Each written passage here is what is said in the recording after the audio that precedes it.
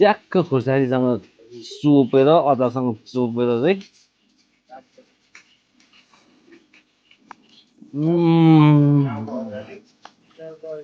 धुवा पऱ्यो पुरा ओहो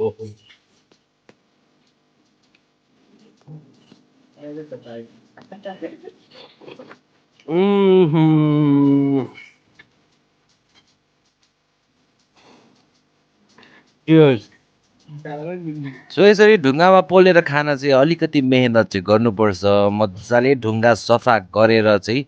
ढुङ्गा हामीले तताउन राखेका छौँ तर यो ढुङ्गा पड्किएर हामीले अर्को ढुङ्गा चाहिँ फेरि ल्याएर चाहिँ त्यसमा बनाउन ट्राई गऱ्यौँ र त्यो चाहिँ सक्सेस भएपछि हामीले पोल्दैछौँ and it look so so so good हेर्दै मिठो अहिले नै खाइदिइहालौँ जस्तो छ ल हाम्रो सिन्धुपाल्चोक चाहिँ भान्जाहरू आएर हामीले अर्ग्यानिक खुवाएको यो चाहिँ एकदम बेस्ट भएछ आज सिन्धुपाल्चोक हाम्रो मामा घर आउनुभएको हाम्रो भान्जाहरू भान्जा टोलीहरू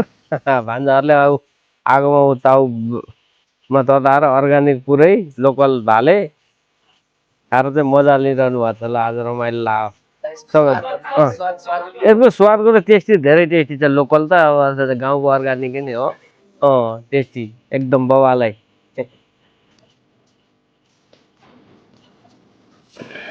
तातो भइदिरहेका ओहो हान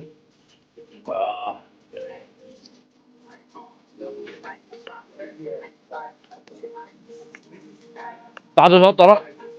दामी